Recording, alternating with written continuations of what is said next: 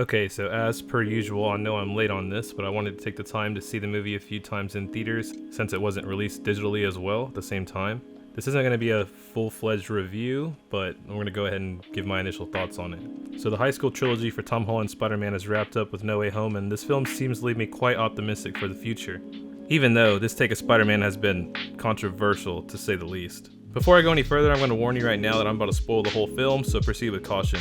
Even though most people have seen the movie by now, and even the cast is spoiling it at this point, but that's your warning. Overall, this film did and didn't live up to my expectations, but I mean, how could it? The hype was huge and it was a cultural phenomenon before the film even had a trailer. Now, in my previous video, I went somewhat in depth into where I would like to see the franchise go, and I tried to flesh out my problems with the MCU Spider-Man. I'm aware that a lot of my videos are drunken ramblings, so nobody watches, but go ahead and watch that after this if it even mildly interests you. Spider-Man No Way Home is without a doubt a pretty good Spider-Man movie, especially whenever you compare it to the other MCU Spider-Man flicks. Personally, I think Spider-Man Homecoming was good, but Far From Home left me less impressed with the exception of the finale of the film. While I don't think it's a perfect 10 out of 10 film like a lot of people on Twitter, I can acknowledge and understand why some people think that. Sometimes the nostalgia takes over and I completely understand that, and especially with this film. And trust me, this film is full of nostalgia and fan service. That doesn't however make it a bad thing. Both of these things can be used in moderation in the right way.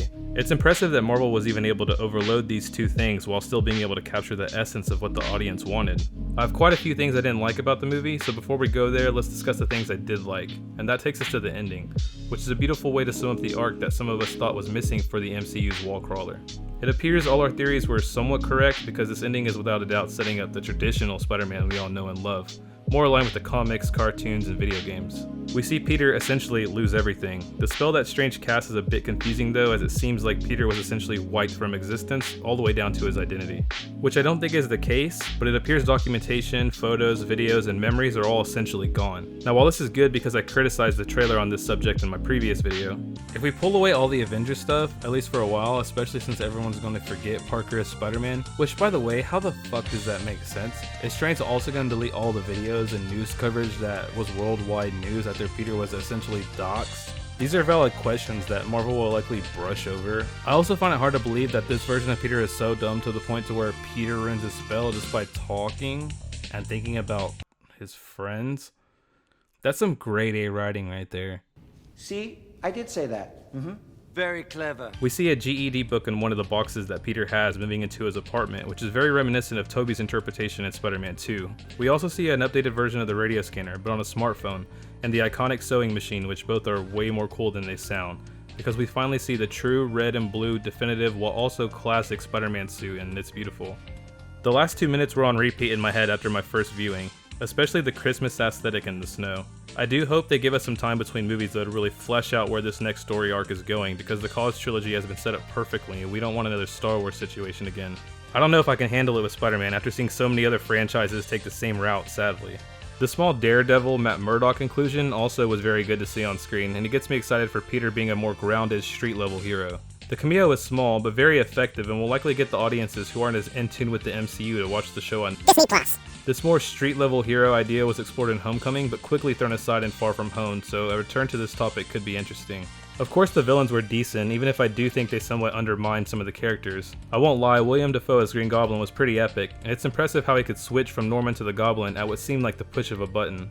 I still can't help but want Norman Osborn in the MCU, especially with how the universe is set up. He would fit in so well if he is done correctly and given the time to grow as a character through various movies or shows or whatever. That's what makes it shocking that they flat out say that Osborn doesn't exist in this reality at all, based on what Norman said at least, which could be changed pretty easily. It was left ambiguous for a reason. I liked how they tried to redeem Jamie Foxx's Electro, and I would say they did a pretty good job with him given the events of what happened in his own film.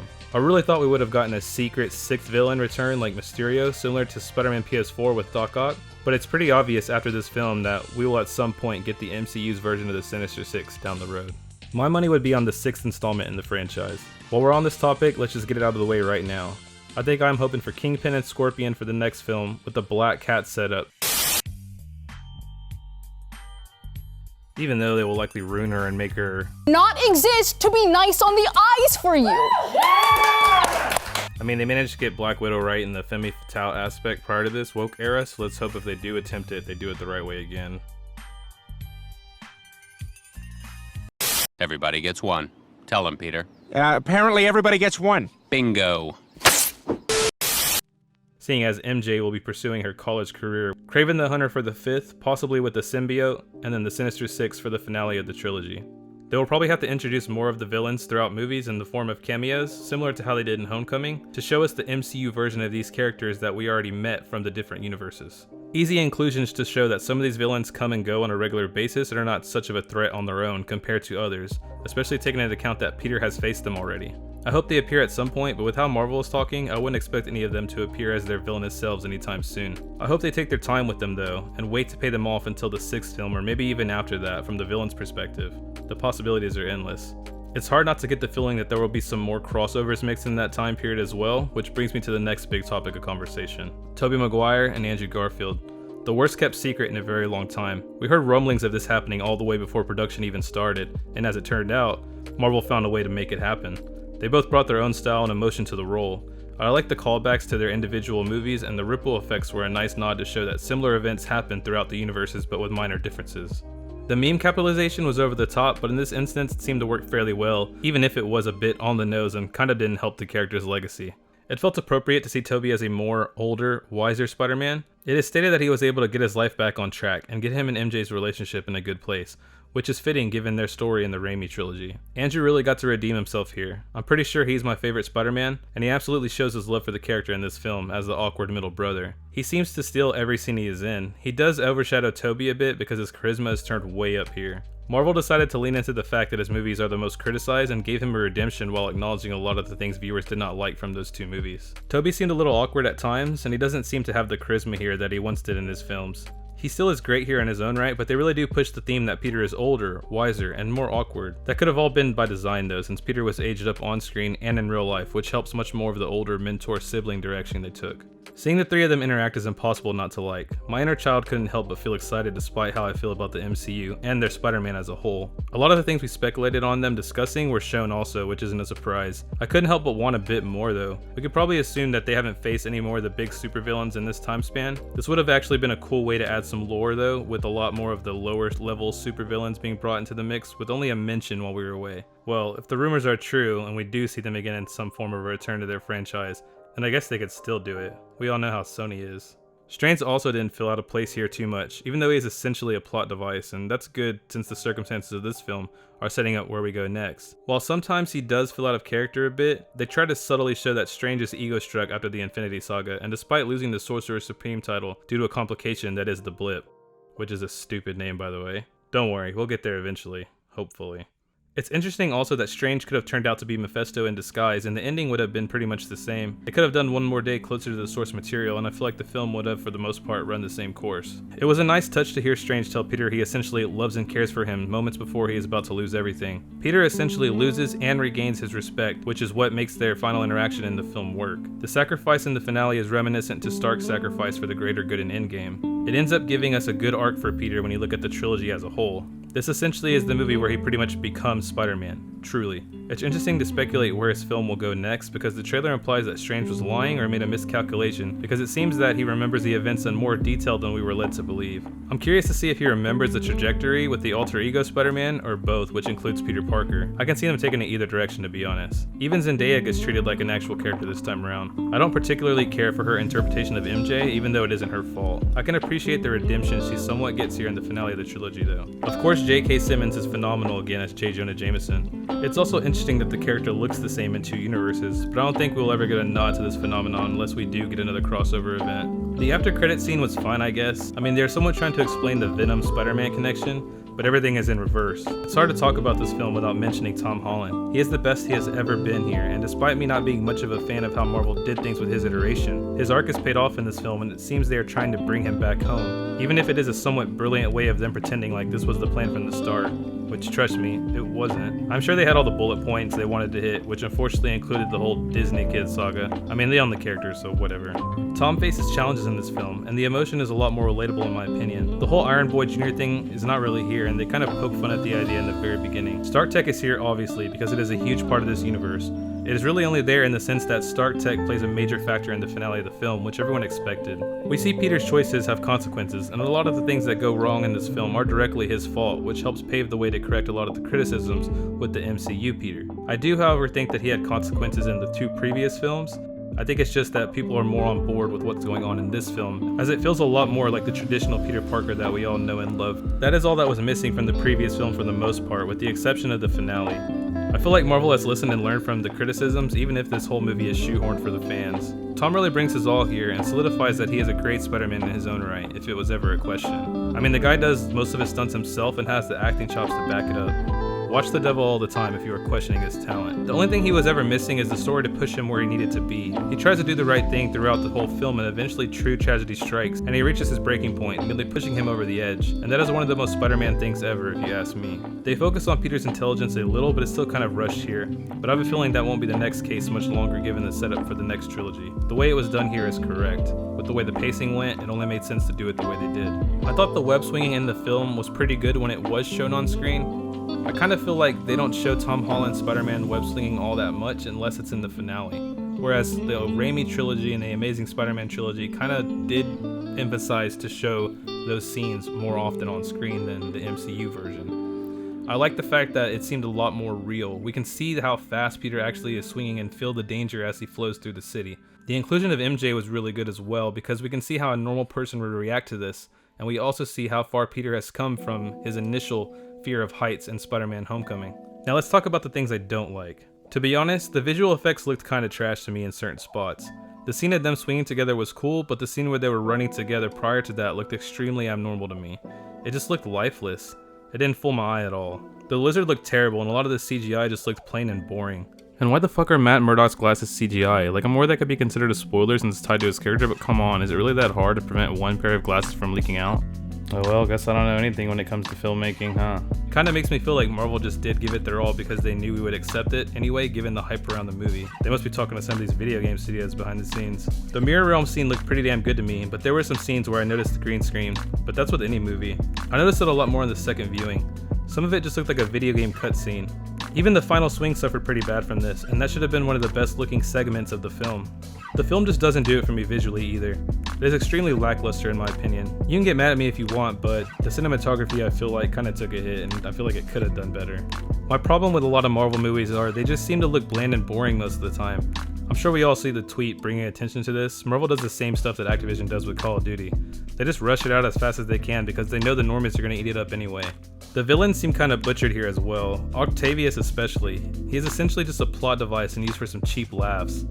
Plus that scene between Peter and him that everyone is obsessed over just didn't really do it for me due to the way they handled them. I get what they were trying to do, but I didn't feel that much depth or emotion behind it personally. I kind of feel like the legacy was ruined here. They seem to have gotten the talent, but just didn't know how to handle Molina other than to make him a mustache twirling villain until the inhibitor chip is fixed. I don't think he was kidding when he said he just took the gig for money. Alfred? For me, it's just about the money. The comedy should have been toned down a bit, I feel as well. Some of these interactions would have been a lot better if they didn't have to force these ridiculous jokes immediately following an emotional and heartwarming scene. The MJ falling scene is the one that immediately comes to my mind. We didn't need any comedic relief there. A lot of people who are critical of the humor normally actually liked it this time around. That goes to show that Marvel seemed to make it land somewhat with all the nostalgia that was on screen. I'll give them credit for that because it was the same old standard Marvel dry humor. I feel like the entrance of the Spider-Man was underwhelming but effective and good all at the same time. I expected it to be epic and iconic, and instead they just pop up in a living room. I'm aware it was intentional the way they did it. They have Andrew come through in full costume and immediately has to be tested to show his amazing abilities because he is the amazing Spider-Man. He said it! He said it! Toby comes through in everyday regular clothes, awkward, like a normal friendly guy because he is your friendly neighborhood Spider-Man. There it is! There it is! I get it, it makes sense, and it's a nice and subtle way of showing a good representation of these characters from these films from the get-go. It may feel like I hated this movie, but I promise that isn't the case. I enjoyed it and I love it for what it is, but Marvel and Disney just feel so lazy to me now, and that is where a lot of the skepticism comes from. I can't help but see it constantly. A lot of it's formulaic and it's becoming more and more noticeable. However, one thing I did hate was the Aunt May Uncle Ben replacement. Look, I grew up reading Spider-Man, playing video games, watching cartoons. There is no Spider-Man without Uncle Ben's death, but Marvel tries to change things up here and go for a different direction. It wouldn't be such a big deal to me if I didn't know why Disney made this choice. They can't have an old white man be inspirational. That'd be too much toxic masculinity. All jokes aside though, I know some of you think Ben does exist in the MCU and that he'll be revealed in the Disney Plus series Spider-Man freshman year, which is supposed to be a canon prequel to the Homecoming trilogy, but I get the feeling that won't be the case. Don't be surprised if they make Ben a wife-beating alcoholic who ran out on Peter and May. I Okay, now the jokes are done. Most of Phase 4 has been all about being woke, and while there wasn't much of it in this film, make no mistake, this was a decision to be woke, because it pretty much confirms Uncle Ben doesn't exist at all in this universe. If that's the case, then why the hell is Peter even Spider-Man? What's the motivation? Why did he want to put on the suit? Iron Man. The answer is Iron Man. Iron Man is Uncle Ben, essentially. Which leads to the question, how did Peter get bit by the radioactive spider? And the answer that is going to be explored in Spider-Man freshman year is likely one that is going to piss people off more. The answer being that Stark orchestrated the whole thing from the start. That's right, Peter is likely created by Tony. Think about it, it makes logical sense from the standpoint even more now than ever. Especially since Oscorp isn't a thing because Marvel is too chicken shit to tackle the villain on their own right away. I will say Holland's movies have really good villains and finales, even if it isn't the Spider-Man I wanted to see originally. Why do I feel like with every step forward we take like 10 steps back? With as passionate as they are about these characters, I cannot believe they went this route. I didn't mind Tomei as May, but they didn't even use her for anything other than the hot aunt, which I'm not complaining about. She was essentially eye candy for every film she was in, and now they want to give her Uncle Ben's story with very little setup. We essentially got 5 movies explaining Spider-Man's origin story in the most backwards way possible. It is an interesting and unique idea, but it was just shoehorned last minute and it actually worked. We see May comfort Peter and be supportive throughout his films, but she never really felt like much of a character with any impact because they just wrote her off in the most bare minimum way. Especially when they introduced the happy side story in Far From Home, it was all comedic relief. I'm aware that May didn't play a huge part in the other Spider-Man films, but the thing is, the Raimi version still hit a lot of the key bullet points of her character and felt more aligned with the traditional approach. The TASM iteration was good also and got to show some of the emotional side of May, but things were cut short with the TASM universe cancellation. If I'm being honest, Tomei really got the most time to be fleshed out, and that's what makes it so disappointing. She really was just there to give the bare minimum of emotional support and was sidelined to have other characters essentially fill the void, such as Iron Man, Fury, and even Strange. That's one of these key issues people have, is that a lot of the Spider-Man elements are sidelined for Avenger interaction. We could have really gotten a lot of the range with this May, and instead we just got to see her have a fling, be hot, and be supportive.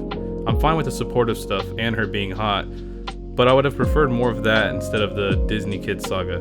That as in the aunt scenario, as in Aunt May. That's what also makes her death feel kind of dissatisfying. I really expected Marvel to hit the duality of Peter's life better than anyone. I expected them to show us how Peter constantly worries May because he is living a dual life. And yeah, they kind of did that somewhat in Homecoming, but it's swept under the rug and gone by Far From Home. I would have loved to see the arc of May disliking Spider-Man and constantly listening to what media outlets had to say about him, all while Peter has to sit there and listen and ignore it, making the payoff of her realizing Peter is Spider-Man that much more impactful. That's what made the route Spider-Man PS4 went be executed so well. We got to see that May knew Peter was Spider-Man despite him trying to keep it a secret, and it's what made her death in the game so tragic. Peter had to make the toughest choice he likely will ever have to make, showing that with great power comes great responsibility. Oh, that's why they call it that. Peter had to let May die in order to save innocent people, and she gave the ultimate sacrifice to convey this message to Peter, adding on to what Ben said, instead of the way the MCU's version did it. I really think Marvel just wanted to cut back on all the pain and conflict that comes with Spider-Man normally because they have to use these films to do the whole Disney Kid thing. My point is, it's extremely rare that Insomniac could do Spider-Man and a lot of the characters better than Marvel themselves. I'm also aware of the rumor that a lot of these changes are due to legal reasons and contracts with Sony, but nonetheless, it's disappointing. Overall, I'm saying goodbye to No Way Home, as this will be me closing the chapter of me viewing the film with nostalgia glasses, and realistically, 5 years from now, maybe other people will feel the same way I did. I don't necessarily agree with her death, only because I feel like we could have given May much more of a story instead of killing her, to get us to the traditional Spider-Man, but that opportunity is gone now. Alright, before we wrap this up, I do got one more gripe. The CGI suits too are kind of annoying and noticeable. I understand why they do it, but I feel like it hurts a lot of the end product. After doing it so long for RDJ, it seems like Marvel just wants to do it exclusively now. Also, the fact that they were patching this movie while it was out shows you how rushed it was. Overall, I thought the movie was fun and decent, even if it suffered from some pacing issues in the beginning. A lot of these Marvel films are just copy-paste with no flair or style, and it's nice to see Spider-Man try to break the formula a little bit. I guess we'll just have to wait and see where we go from here. I will keep visiting Spider-Man as I keep making videos, but these are my initial thoughts for No Way Home after seeing it a few times since it released. Rumors are stating that apparently Feige is pushing for Spidey to go into the Young Avengers, which, please no. And Sony is pushing to keep him ground level, and I gotta say if this is true then I'm more leaning with Sony. Spider-Man is a character a lot of us feel passionate about, and despite our criticisms, I think this movie satisfied a good amount of people no matter what your stance is. I can't help but love that it exists, and it's hard to believe that it finally became a reality.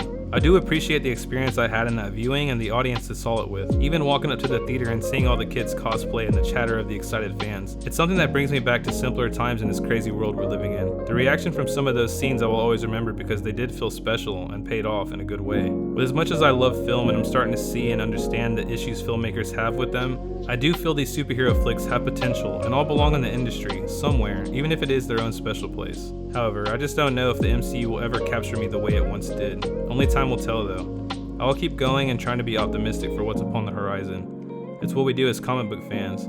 Spider-Man No Way Home was still worth the wait despite my criticisms, and for the first time in a long time, I'm excited to see where we go from here. Spider-Man has brought many people joy with this film, and that's something I can't hate on, because if anything's obvious, it's that we need more of that in the world right now. That's all I got for now though. Y'all be safe out there. Until we meet again. Later.